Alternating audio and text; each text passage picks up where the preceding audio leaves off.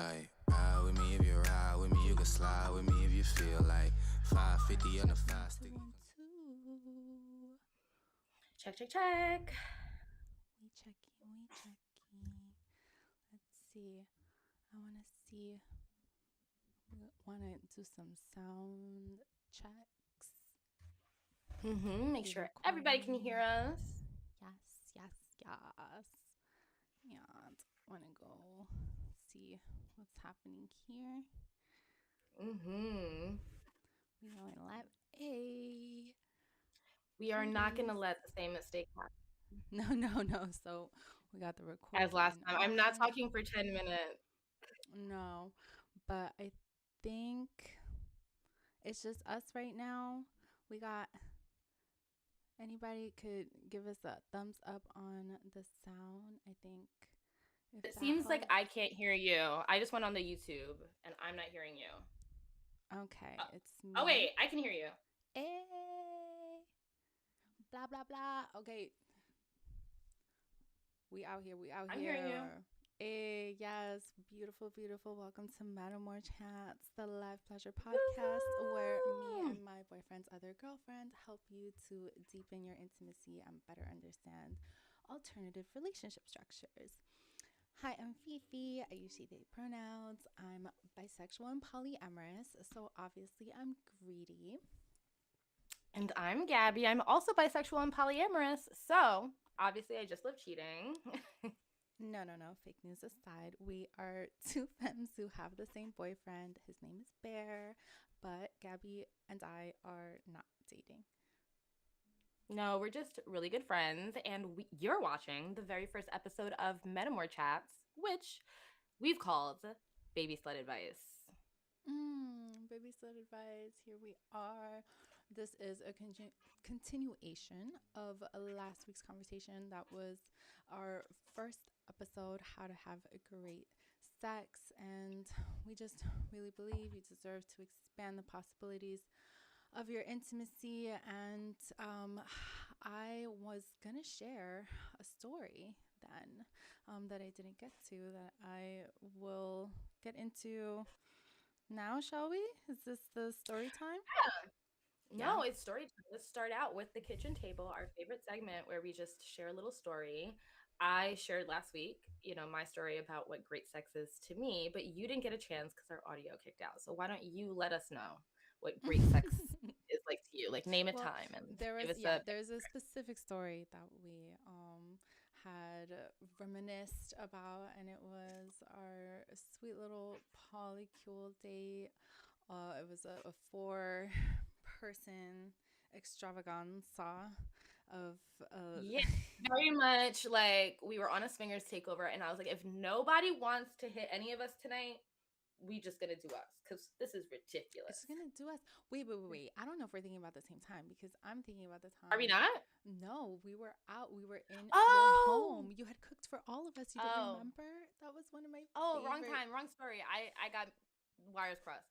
It is because I'm a Cancer, and so I'm always like, in my head, I'm secretly thinking, how do I get everybody over so I could cook for them?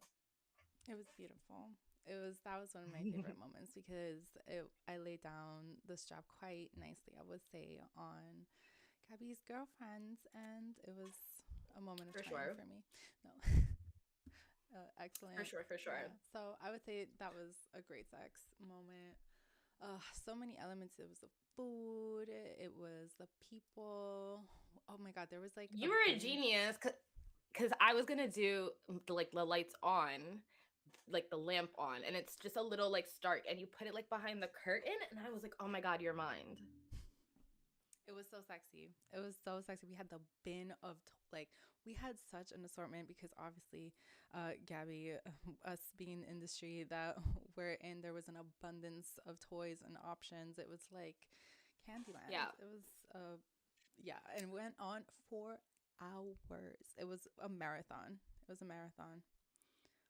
You know what? In my head, I was like, oh, it wasn't long enough. But you're right. It was pretty long. My bad. I just have high expectations.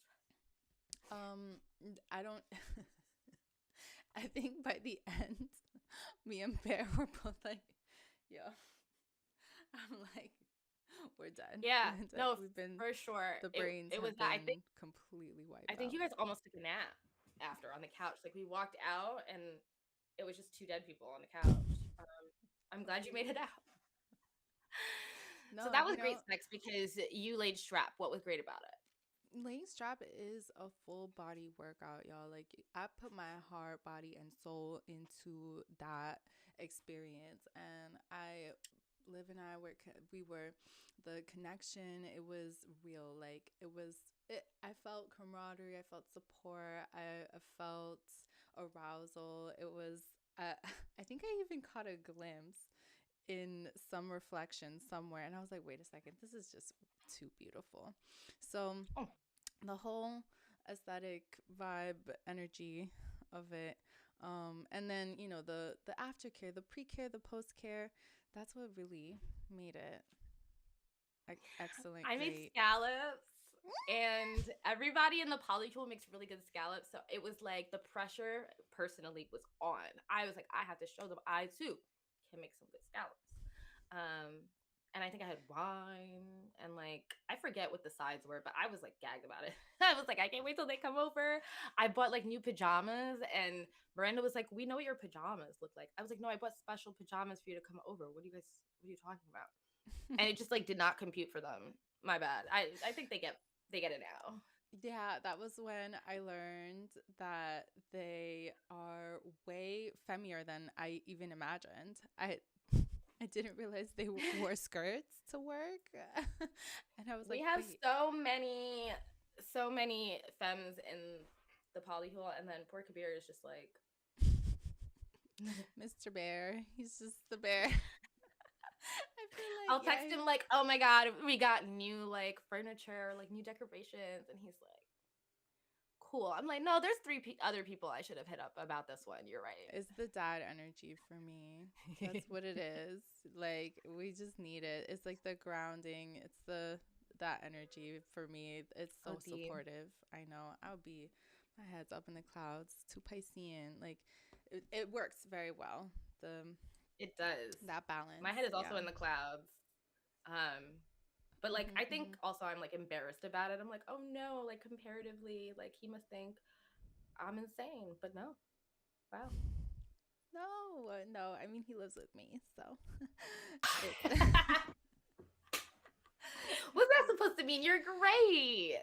Thank you so much. It means it's working. It's working. Well, yes.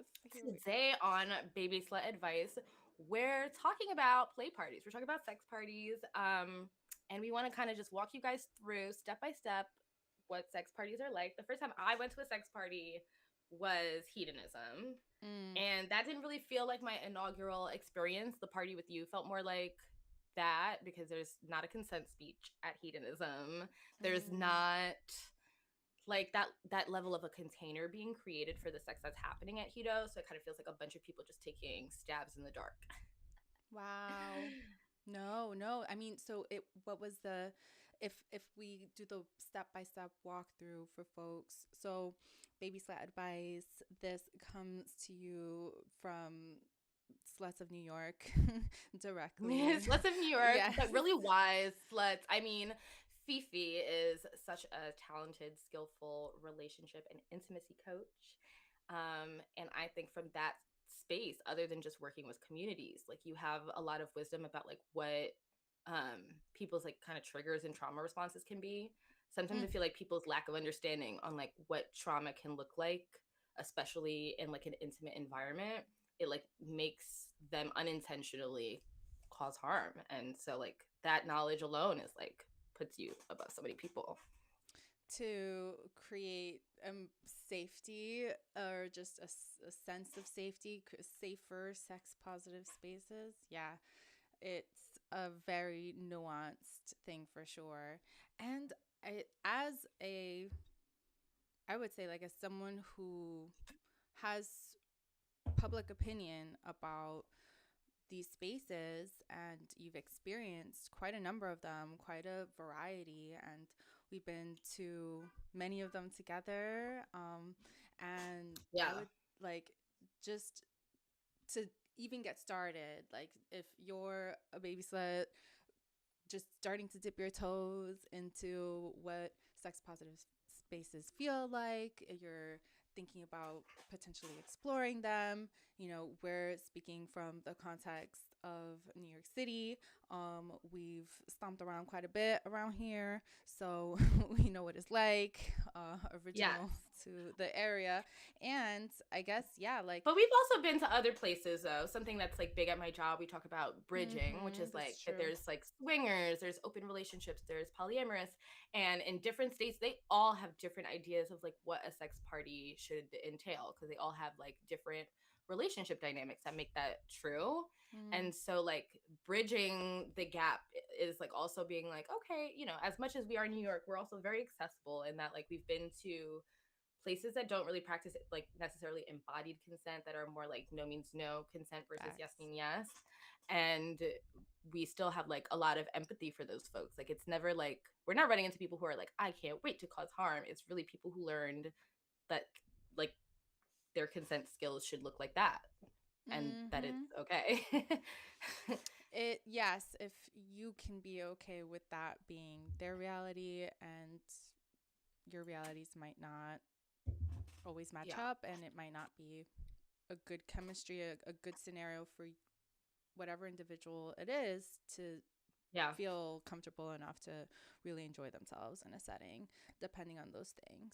So I would say, there is such a, so I guess like with expertise, I can speak on what sex positive spaces, I would say, in more urban areas are like. And I would say they lean, a little more protocoled in a lot of ways. Like, I think when we're very much like what is it? Explicit prior permission is the like legalese term for consent. Like they all are like very strict on the explicit prior permission, versus like there are other places that are like no means no, and so they're not necessarily asking permission at each like escalation or activity.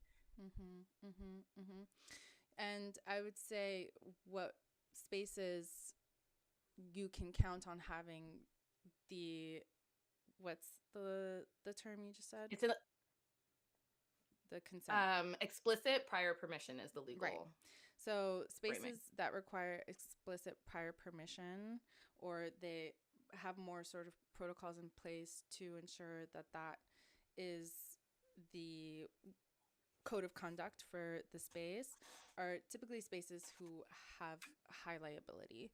So if it's a space that has a high traffic of people moving through it, then you can generally anticipate that it might be a space that encourages, promotes, and tries to adhere to that form of agreement between the members, the people participating, people in that space.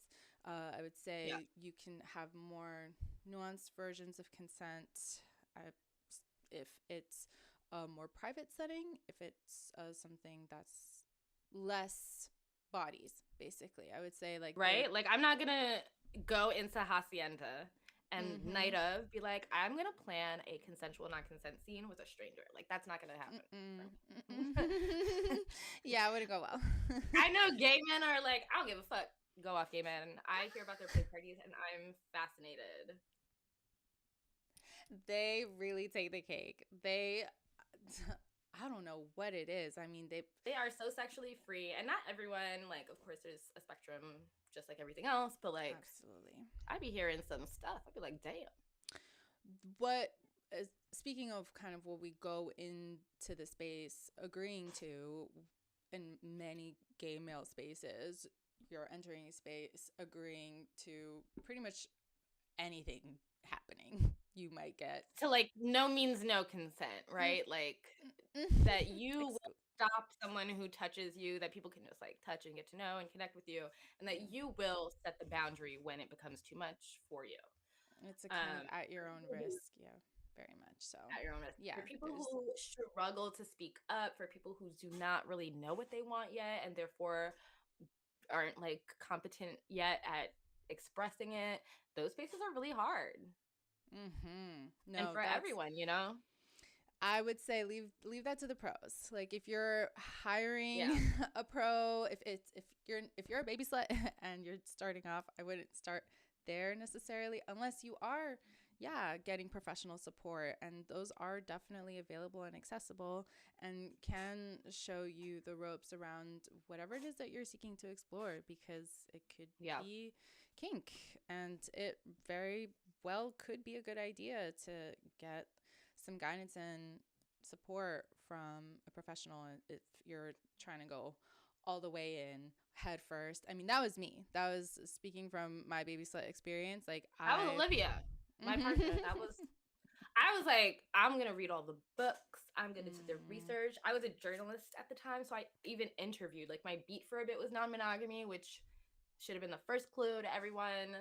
And Olivia was like, it'll be fine. I'm gonna just go. And then, sure enough, was like, maybe I should have read a little bit, but it's cool. It's cool. We made it so many years in, and pivoting strategies has always been just a part of life. It's fine. Speaking of, when I went to hedonism, again, no consent speech, and the way that they get it like more comfortable for people to play is by enforcing clothing off spaces. So like if you cross a certain line, then you have to take your clothes. It's like clothes off after this point, and then to enter the playroom, you have to like remove your clothes and put them in a cubby, which is nice that you get a cubby because I like being in control of my own stuff, but it does like kind of just throw you to the wolves because now everyone's walking around butt ass naked and like already and for consent, like what's great for slowing down is the fact that you have clothes on, so you already have your clothes on, so pulling out a biz convo is boom boom boom, right? But when you're naked already, it's kind of like I can see how people just want to rush. And so there was a couple that was trying to fuck, and I at the time only went to fuck a girl. I had already taken dick like the night before, and I was a little sore because it'd been a while, and I really had only gone on that trip to lick coochie, so that was more dick than I'd expected to take. Yeah, already. It was the Eiffel Tower I mentioned in the previous episode, but. So I was like, where's Coochie? So she kept asking to fuck, and I was like, not with your man though, not with your man. So finally we start like playing with each other, and then I noticed that her man is like around the corner, but like, and then eventually she's like, are you sure he can't come? And I got so mad, I was like, you can actually get the fuck off me, and I'm gonna be leaving the playroom now. And then I went and took shots, and then I got drunk and told everyone at the resort how mad I was. I was like, this bitch kept trying to fuck me, and I said no to her man, and she still wanted her man to come. And then like the next morning I walked into breakfast, and everyone was like, how you doing? Did you calm down? You were really mad last night. So I feel like the reason that I thrived in that space is that not only was I willing to advocate for myself, but I was loud about advocating for myself. I was a little embarrassed how loud, but I was loud about advocating for myself. And so someone who is not gonna feel good about that, who's gonna be like, oh no, like they keep saying like I'll just say yes and then like feel how I feel, which is a totally valid response, like based on like trauma and the way people are socialized, but like I don't think that is a safer space then for those people. And that is why we push for embodied consent, explicit prior permission in high liability spaces. Yeah, because stuff like that can happen. Like, because of I was just peeved because I was so forceful too. So I was also like, if it was a different bitch, if it was like we're in Jamaica, if it was a different bitch, if it wasn't a New Yorker, what would happen? Like, why? And it was so silly. It was even embarrassing for them. Like, why are you like as a man peeking over the side? Like, I mean, as a human, why are you peeking around the side while I'm fucking? Apparently this is but just with all that privilege and you still want to go do that? I don't get it. Very, very interesting. I think you're hitting on a topic that I think for those also just beginning to get into these spaces, this is a very acute issue that comes up everywhere. The voyeurism. How do you participate from a distance? Because there is so many layers, I think, to what comes up for people when they feel left out or excluded of an intimate situation. And then the behavior just starts to get very childlike in Yeah. a not childlike situation where Yeah. we No, should for really sure. be holding ourselves in adult fashion. It's not happening. So if we can get down to like what is coming, if people can be in touch with themselves, I think the key word you're using is embodied consent, is that you're aware of yourself and where you're at and what's coming up for you emotionally or just physically in your body, sensations that might urge you to take an action or do a thing that could be crossing a line and Yeah, for sure. inappropriate, making somebody feel very uncomfortable. So My first time at Hacienda, there was a guy who was like, there was one guy who I'd spoken to before. So when he was making like eye contact with me while I was playing with Liv, it made sense because we'd already expressed, right, explicit prior permission. But there was another guy who asked to fuck, and I was like, maybe later. It was my first party. I wasn't really sure what like Liv was gonna be feeling, or even what you guys were gonna be doing, and like. I know Kabir was like checking in to make sure I was good. So I just like wanted to make sure I didn't make any plans that I couldn't keep or whatever. But then he just kept coming back the whole night. He'd be like, what about now? What about now? And then I'm like playing, or not, I wasn't even playing with Liv. Liv was playing with someone else, but she was nervous about being alone. So this is her first play party as well. So she goes, can you hold my hand while this guy's fucking me? And I was like, yes, of course. sure. So I'm holding the hand and he's looking at us and I'm like, it's not you, sir. It's not you. And we invited the man we had given explicit prior permission to be our voyeur too, right? And he came over. He's the one fucking Liv. So it's like we clearly had different agreements, right? He was normal, and so we said pull up, and you just keep being like, what about now? What about now? What about now? And then later I told that story to Kabir. He was like, you could have gotten him kicked out. And I was like, damn, I didn't even know that. I didn't even know that. It was my first time. I didn't know how strict or not it was, but like, yeah, that's annoying. These are the examples that we don't have time to cover in the whole overview orientation, and people's attention spans is so short that to really explain how that is one person saying it once is really more than enough. And maybe that just bears repeating, is if you... It's that maybe is a no. Men are taught that maybe is a negotiation. And in fact, invited to do that. Like I feel like I lived my whole life hearing like good salespeople, good negotiators be like regaled in society. And so like in an intimate space, they take that same like logic that they've been socialized under and they're like, I'm gonna just keep pushing. And it's like, well, what if we did this? What about later? How about now? And the first time a guy at Hacienda, a white man too, but was like, can I eat you out? And I was like, I just remembered, this is true, not because I didn't want to fuck him, but I was like, oh, I just remembered I said I was gonna fuck someone upstairs, like I'm gonna say 15 minutes ago, and then I forgot. So it's only like you saying that, sorry, reminded me, I gotta go. And he was like, oh, that's no problem, we don't have to fuck at all. And I was like, thank you for telling me. I did mean it. I wasn't lying and trying to get out, but that enhanced the safety and security that I felt. That I didn't end up fucking him, but I could have. But you could have. You had the choice. Yes, you did. And I mean, you always do. And that someone would continue to try and budge on a maybe, or try and make a maybe turn into a yes, is just, I don't know. I think also in terms of how you have to say something, I don't know, like it really do, I'm starting to see at this point with cis men in particular, that if I am not like slapping them across the face, even sometimes, I will tell you, no, like they won't hear it. Like I'm dating one currently. He is like, I will literally just slap him across the face in public, because that's what he needs. And he's like, you can do that to me. That's like, we have that type of relationship where like he knows that I'm dominant, so that's the way we relate. But like sometimes I wish I was like, do most of y'all need a little bit of just like, no, coño, like, are you fuck? Well, I think at the other end of that, right, is in intimate partnerships that are not safe, or where the person is like really wounded and like takes like rejection to a degree of like wanting to lash out about it. Those situations go a completely different way. But it's because of the safe spaces, or the safer spaces that we are in, that you're finding like people that you can do that with.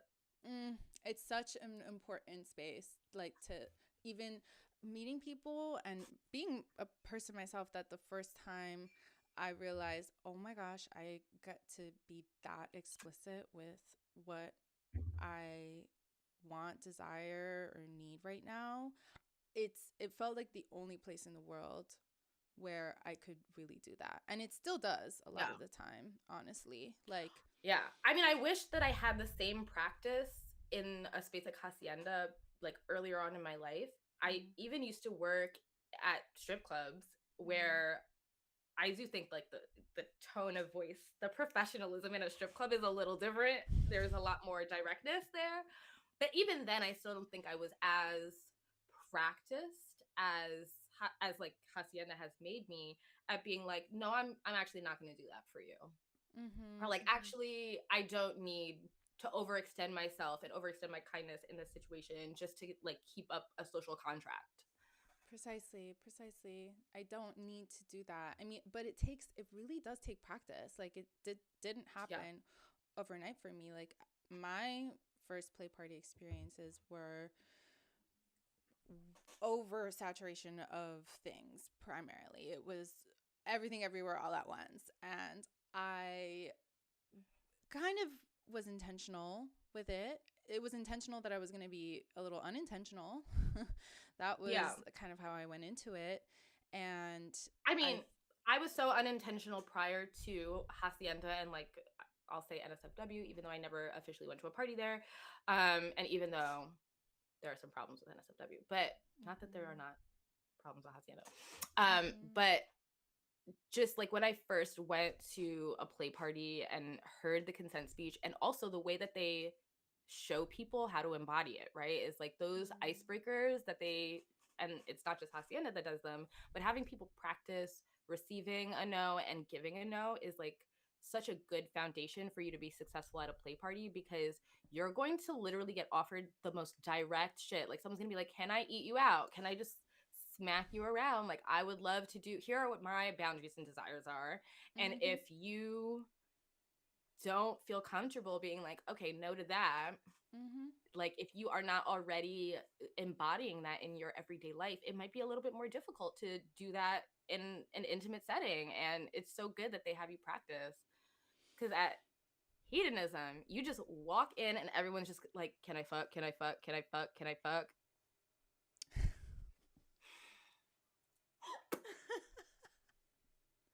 I mean, the whole time. I mean, I left with an overinflated ego, I will say, but one day I was like, they had like workout classes and cooking classes and stuff. So like, I'm on my way to cooking class, actually, and I have to go. So can we talk later? Like, get out of my path. Or like, I'm actually gonna go take a pole class. So if you could leave me alone, you could have fucked, but like, why are you following me around? It's a different code of conduct over there in those kinds of spaces, where it seems as though people really don't mind coming off that way. I think the ways of relating in sex positive spaces, that I think you have to think about what you're getting out of it. Like, if you're just there, I guess that's the reputation I can imagine hedonism has. It's like, it's just a place to fuck. I think the problem with hedonism actually is, it has how many weeks in a year? That many different venues wrapped into one, right? Because they do like kind of these weeks where people show up and it's like a theme. Like, there's casual swinger week, there's young swingers week, there's like polyamorous week, there's like all these little sub podcasts that do it. And like, I remember my trip was like a Wednesday to Wednesday. I think they did this intentionally so we could see two different trips arrive. And the first trip was mostly older folks. Like, I'm going to say swingers. At the time, I didn't really know how to identify swingers, but like in retrospect, those were swingers. And then another group of like young people who did OnlyFans pulled up. All white though, like Euro white OnlyFans people. And it was very different ways of navigating consent, ways of flirting, ways of interacting. There was a guy that just like really thought that he had to convince one of the other people on the trip with me. And at the time, I had like more recently launched my Instagram. And I remember like in the shift from like a sorority girl Instagram to a sex positive Instagram, like frat guys hitting me up and being like, I don't really understand this concept that you're like posting about. And I'm like, consent? They're like, oh, I don't. They're like, it's just like my whole life I've been socialized to think like girls don't really know what they want and they need to be convinced. And like that sometimes they're like just saying that to push you. And then like even one guy I knew from high school reaches out and it's like, you know, I have a partner who, if I'm not like aggressive in that way and like, no, come on, then she acts like I'm doing something wrong and I'm not masculine because like she has been socialized to understand sex as that chase. And I think that just gave, like, at the time I was like, men suck, which is true, but like I think it also gave me more empathy, at least, because like that is how we're socialized, like as a sexual being. Like some of the ways that I engaged with sex originally were like really fairy tale princessy. Like I was really raised in purity culture, and so I did kind of want, in like high school though, but like want to be convinced. Like I didn't want to be seen as a slut, so I wanted it to seem like I didn't really want to do it. But in high school I had literally done a purity pact for my debutante ball, which is like basically the virginity ball. So I had a lot of things that connected to that. But like, yeah, it just I really empathize with them being like, I learned that that's what women want, and women even have mirrored that for me. So like, I'm confused. That doesn't mean they don't have a responsibility to improve, but like, no, but it's the grand majority, I would say. Honestly, like that's still, I would say, the primarily perpetuated idea is in line with this purification, this pure version, this patriarchal God they're is like, man. go over there if you didn't want to suck a little dick. The I'm like, because I wanted to hang out and play video games. Y'all don't do that no more. Damn. No, they really seem to have been, over the course of many generations, convinced that they need to convince people they want to have sex with to have sex with them. That it's not a thing that is just, it's been so contorted, this idea that people that they want to fuck don't actually want it, so they have to kind of force it or convince them to want it. Like that narrative has to come from patriarchy. Yes, it only has one source, I think. I reflect on times where I like would go into a situation being like, oh, if they're gonna offer, I'm sure. But I'm gonna say no the first time to and like now that I'm like older, I think more so what I was doing was testing their consent skills, right? I was testing like, are you gonna flip on me? Are you gonna talk about blue balls as soon as I say that? And like your response therefore prepares me to be asked a second time in the future and be like, oh, I want to consent now. And I wish I'd had the language for that instead of being like, oh, I want to be convinced. It's not that I wanted to be convinced, it's that I wanted to check that it was safe for me to say yes. And to check that, I had to say no first to see what what their response was. Absolutely.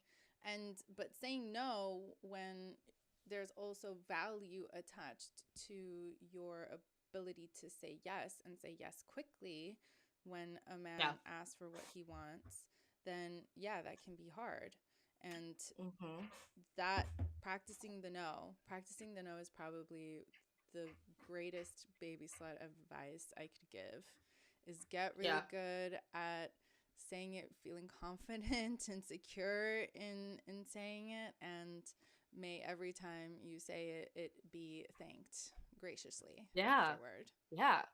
Well, that goes into how to receiving a no, which is like very much like I feel like the popular thing to do, at least at Hacienda, is to say, thank you for that. Thank you for sharing. Thank you for stating a boundary. Thank you for honoring yourself, whatever, format you want to take it. But now I'm like, everybody says that I want to get creative. I'm like, wow, like that was really courageous of you. Like, wow, you're really skillful in your no. Like something. You gotta switch up the vocabulary because everyone is saying the same old, oh well, thank you. I got a razzle dazzle. Got a little razzle dazzle, yes. No, we love a no. We celebrate a no. We can, confetti. We need to have some confetti every time somebody says no.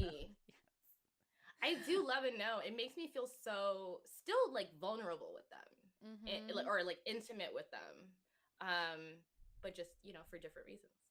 How does it feel for you exercising your no? Is it something that makes you feel any type of way? I certainly wasn't good at it back in the day. And that first Hacienda party, I was like very giddy. I was at a sex party for the first time.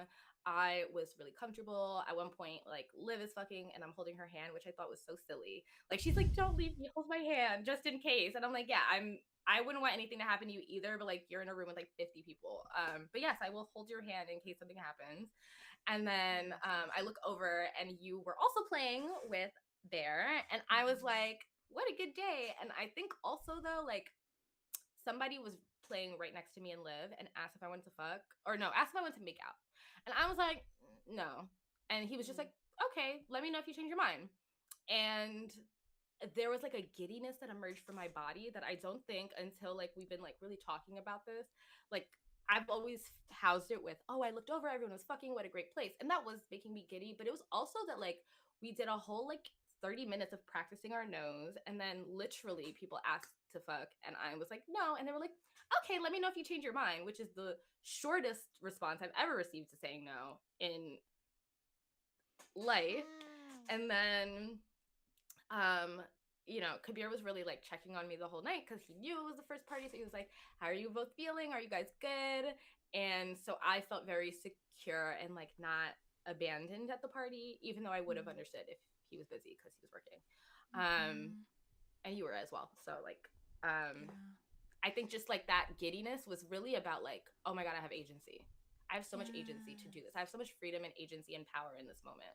And even this one guy who keeps like annoying me, like was like, you want to fuck now? Do you want to fuck now? And was like voyeuring the whole time. I knew that what he was doing was wrong because they had expressed it in the consent speech. So even though I didn't move to get him kicked out, it was because I was like, I know I'm right and just ignoring him. I know I'm right and being like, anyway, because they created that container for me to feel that way. It helps a lot. Yes. Yeah. When there is an acknowledgement of what are our rules for engaging here tonight, it's very, very helpful. So if you're in a space that does have that, then it could help. If you're new to some of these practices, if saying no still feels a little uncomfortable, I feel like it definitely took a while for me to get that giddiness. At first, the giddiness was just from saying yes to everything because I wanted to. And then as soon as I started to learn my no's, and it was kind of a process of elimination. I was like, I'm going to try it all and see what I don't like, so that then in moments of being able to, I can exercise the no. And that feeling was definitely, I mean, it was layered. I think at first there was like more emotional, mental questioning than when I wanted to say yes. I think the like, do I say this? Can I get through it? Like there's always that question in the process, or there used to be.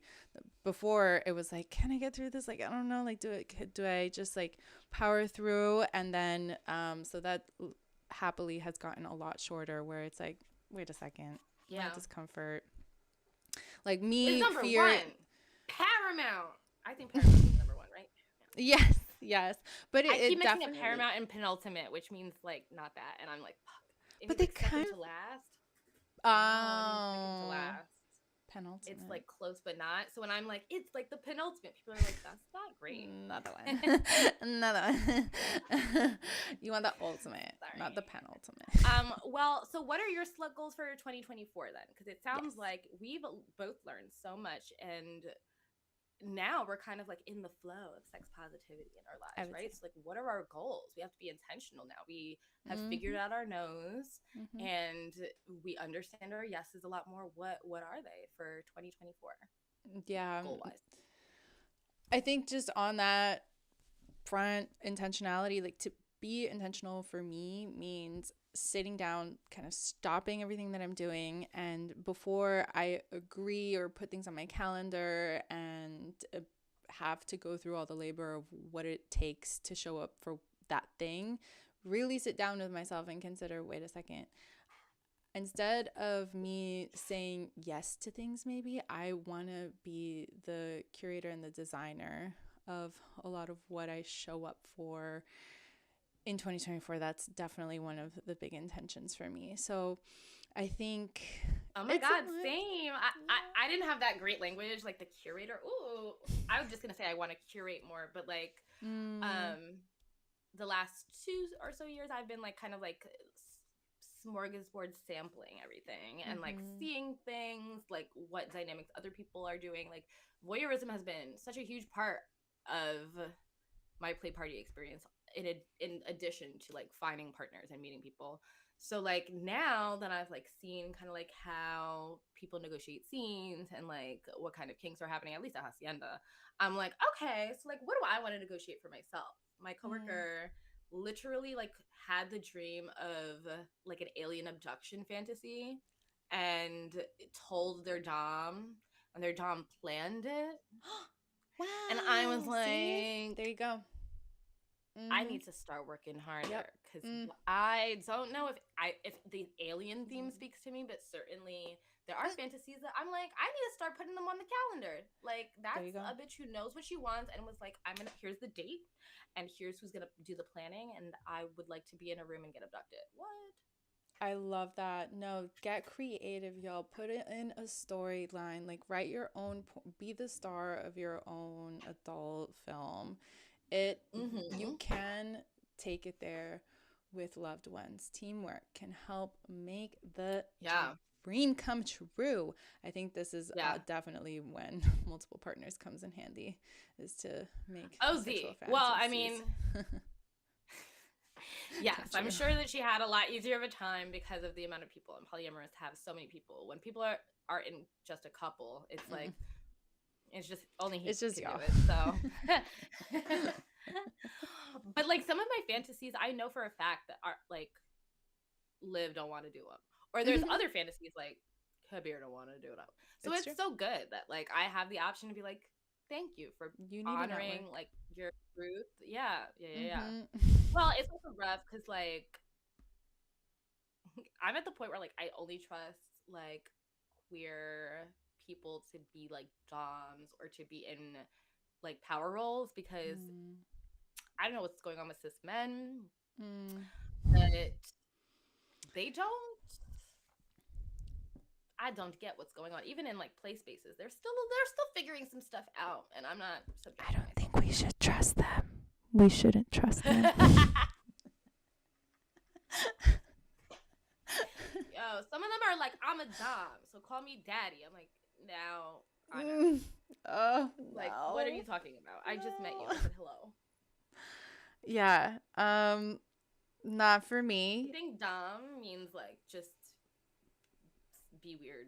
I don't know. It means like get what you want. Like, I know what's best for you, that I need to take it from you because you don't know how bad you want it until I take it from you.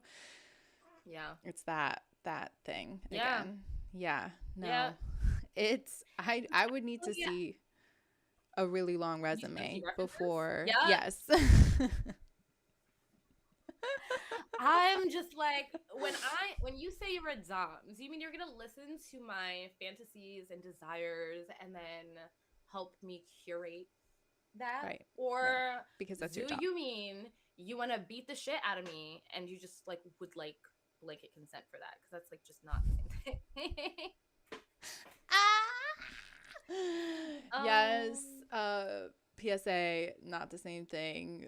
To just those two distinctions are very important. Yes, thank you. Thank you for, I mean, honestly, speaking of resources, this is definitely the necessary one. Bear Kabir has been talking about this, creating just a baby dom. I mean, well, there's baby dom for femmes. Lola Jeans are great. Dom educator. Yes. Actually everything. Yes, but 100%. I think the specific to the cis man plight, like we're gonna keep coming across this of the cis man dom and how much more responsible he has to be, and how if there's not a clear distinction between which one are you doing? Are you holding space for me, the sub? Because that's really all you should be doing. That's your one and only role, actually. And if you don't think that that's what it is, then you're not a dom. No.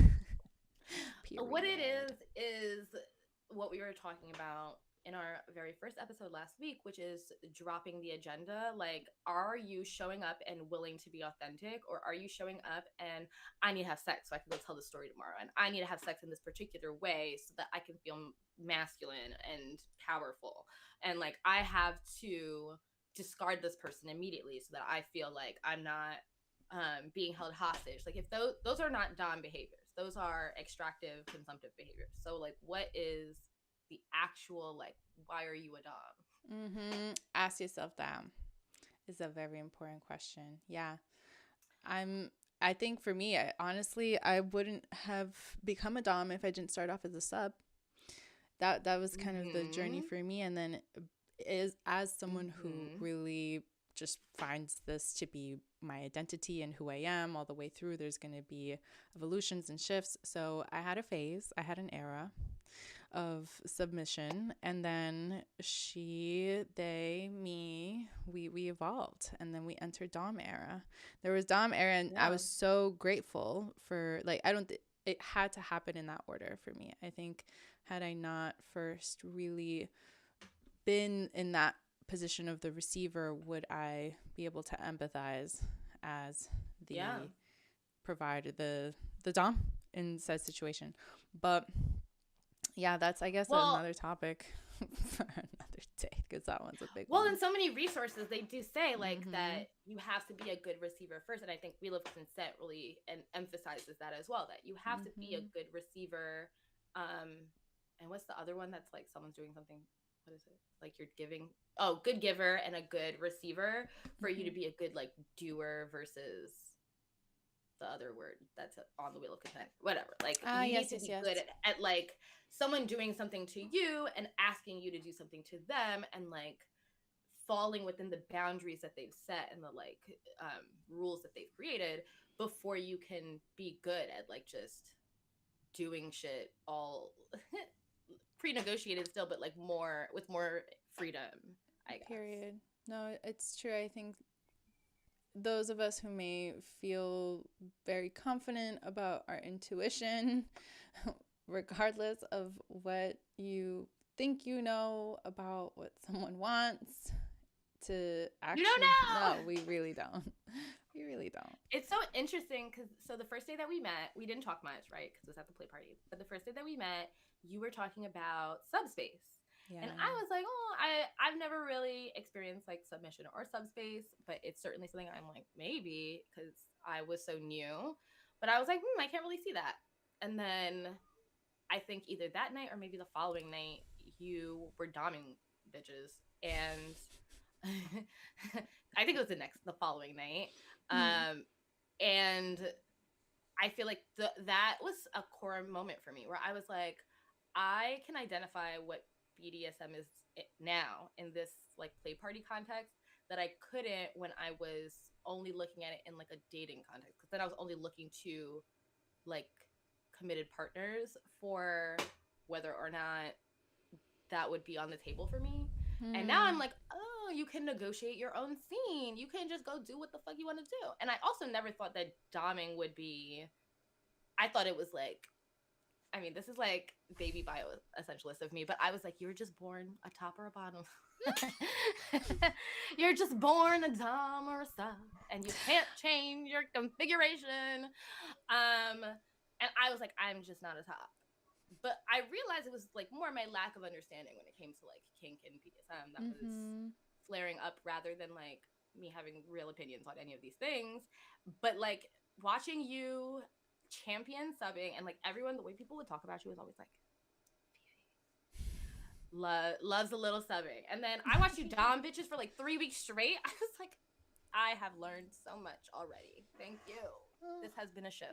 Yes, there is a shift. Shifts are possible. Yes, we can initiate them ourselves if we want to, and it can be scary. I mean, the territory felt like, I mean, by that point, because I was such an experienced sub, I was like, I'm ready. Right, because you get comfortable negotiating. You think about what you as a sub would want, and you're like, okay, I know how to give someone what they want. I at least know how to consider their fucking emotions and desires and create an experience for them versus like coming out of monogamy and like mononormativity more so. Because like I was non-monogamous for a while, but still like learning very much about our community. Like I was like, oh, like there's more that I could have learned. I didn't understand this fully. I was like, why would people go do that? And now I'm like, oh, it's because they have so much agency in that experience that of course it's pleasurable. It's not like you just walk into a room and people can do whatever they want to you and you just have to be comfortable with it and you can't tap out because that would be pretty ridiculous. No, but I think also the squad really helps, like having a network and a support and people that you can turn to for comfort and safety in those spaces is helpful. So that's the other primary advice. I would say, like, starting there. Yeah. Like, if you're just reading, starting in the books, like getting your head wrapped up around the language, I think definitely having the vocabulary helps a lot, and how to negotiate some of these conversations. That really, those are really good tools to have. And then the people, and then having your people and seeing who you can trust for support through some of these new territories that you're dipping your toes in. And stay safe as much as possible. Use all the support and protection that you need. All the tools, all the barriers. Yep. No, and get to know yourself intimately. I think for me, there was definitely, and just getting older and holes changing, you know, and once you start putting stuff in them, like things can get different, you know, like all the fun in the world, and also kind of just like pace. I think that's something that that's advice I would give myself, is that there was a period where it all caught up with me and I had to full body stop and took some time to recover. And that can happen if you out there slutting it up. And I will say that by the time I was a hacienda member, I was like very intentional, taking my time and everything, because I was so traumatized. I was like, I better. And I'm so glad that I did, because I learned so much just observing. Like that first day, I don't think I planned to just observe, but the fact that I was like, oh, I'm overwhelmed, I think I'm just gonna like chill. I'm so grateful for it, because I really got to like look around and learn, and I participated wholehearted in like the icebreakers and practice my no all up and down, and that's what made all of the future experiences so good. And all the future experiences of whether it's at a play party or you're negotiating a scene with people you casually met that night, all of this as a way of, I think, those spaces, the language and the tools, reaching for those before jumping into, I think, like less casual, less contained intentional spaces can be harder to practice these things, because you will likely be the odd one out. So if you are looking for sex positive places to go or explore there. There's options online and IRL. I think it depends on what people are into, you know, like what's your situation? Are you partnered with someone? Are you trying to begin and explore solo or with somebody else? Or are you into kink? Do you have a curiosity, a sexual fantasy, or something that you want to explore that you might need to hire support for, that you don't know anyone or are dating anybody who can really deliver on this specific thing that you're looking for? Like, what type of slut situation will depend on the approach, but definitely I think intentionality is the important thing all the way through, and vetting places and things and people for sure also. I mean, we're in New York, so I will say that vetting goes a lot differently for us because there is, like, again, these are high liability spaces, so they do have to emphasize explicit prior permission versus, like, outside of New York. I mean, my coworkers are primarily Connecticut, right? And I'm hearing about the venues they're going to, and it's like just, you know, people are going to touch you, like they get a tour for sure. People give them a tour. I think people love to share like the hygiene practices. They're like, use a condom, here's the puppy pads. But what about like creating a container of safety and like a speech where everyone's all together, and then icebreakers is such a great way of doing that.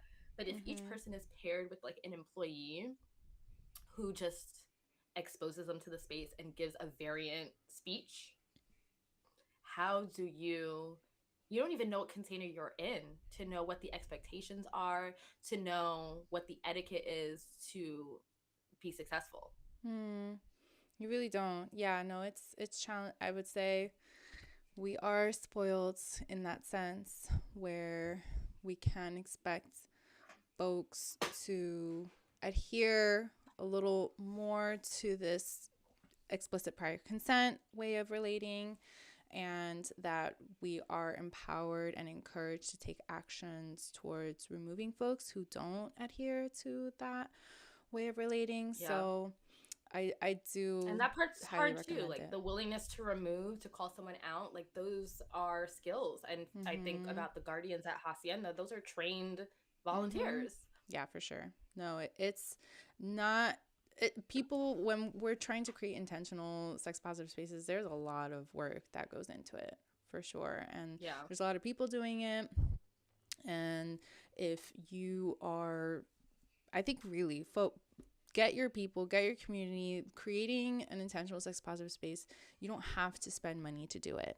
You can create that space in what is accessible to you if you are not in a place that, like us here. And I think it in that sense, you would be doing your own vetting and finding folk. And I think we can definitely keep that in mind. I don't know. I'm thinking about that now too, for people who are like trying to create their communities from scratch and or get support in sex positive resources and things like that, and how, Gabby, you have resources available that are really helpful. I have been building a little database on Notion. So I actually do have like organizer resources for throwing like a mixer or munch versus throwing like if you are a sex club or a kink group or one of the many names that sex parties take.